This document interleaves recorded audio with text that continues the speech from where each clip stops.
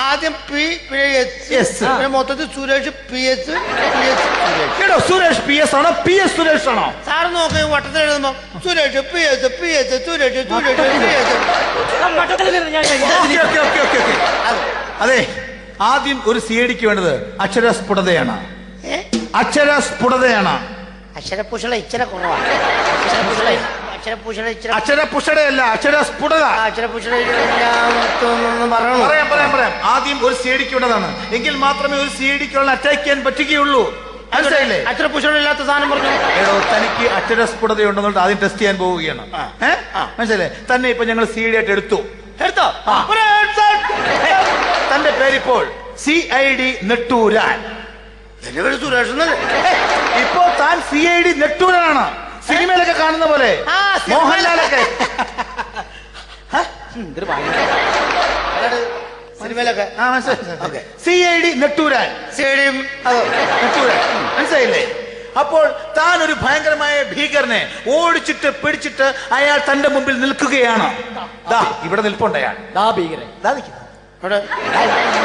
ഒരു കൊച്ചെന്തൊരു കിത്താവും വെച്ചോണ്ടിരിക്കുന്നത്. സങ്കല്പത്തില് അവിടെ ഉണ്ട്. മനസ്സിലായില്ലേ? അപ്പോൾ താൻ ഒരു CIDയുടെ ഗാംഭീര്യത്തോടെ ഗൗരവത്തോടു കൂടി ഇങ്ങനെ വന്ന് പറയണം അയാളോട്. CID കേട്ടോ.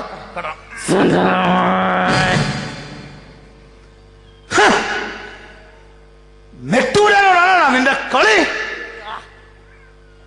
മനസ്സിലായോ? അതായത് ഇയാളോട് നിൽക്കുന്നു, താൻ CID ആണ്. അപ്പോൾ ഇങ്ങനെ ഒന്ന് പറയണം.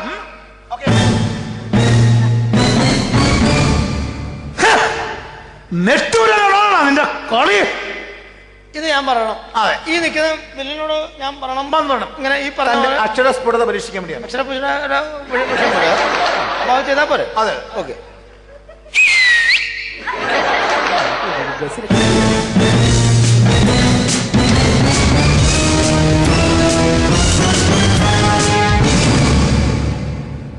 ഒന്നുകൂടെ പറഞ്ഞേ. ഒരു പ്രാവശ്യം എടോ. ഓക്കെ.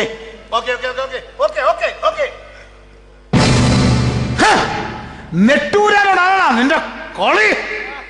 ഓക്കെ, ഇത്രയല്ലേ ഉള്ളൂ.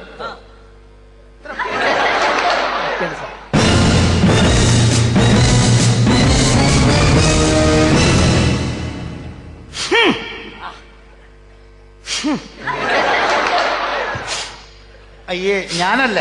എന്താ മണക്കണ്ടല്ലോ? ഞാനല്ല. അങ്ങനെയാണെ സാർ ഉറപ്പാ? എന്റെ ഇങ്ങനെയല്ല. ഉറപ്പാ. ഞാനല്ല.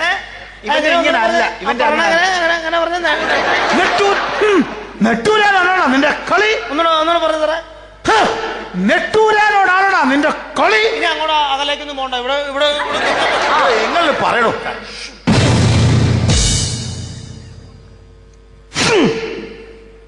ടൂനാണോ നാണോടാ? ടൂനാണോ നാണോടാ?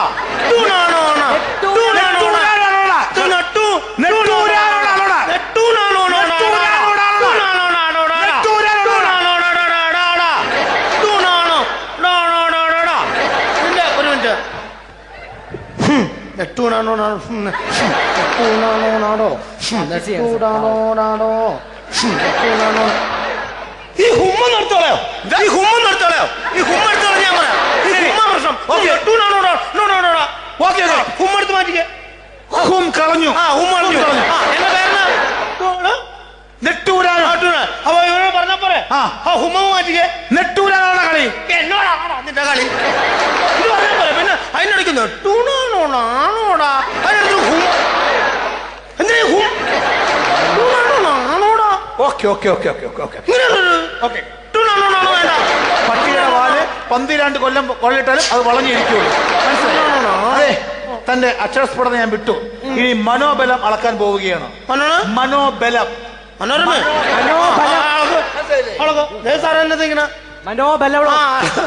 തന്റെ ഭാര്യയെ കൊണ്ടുവന്നിട്ടുണ്ടോ?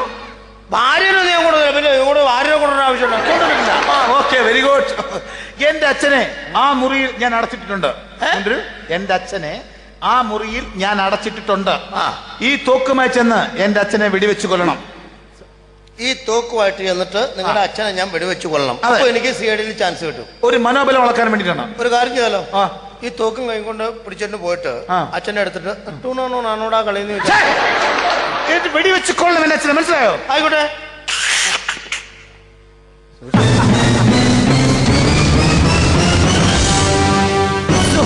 സാർ എന്തൊരു മണ്ടത്തരം ചെയ്യണേ.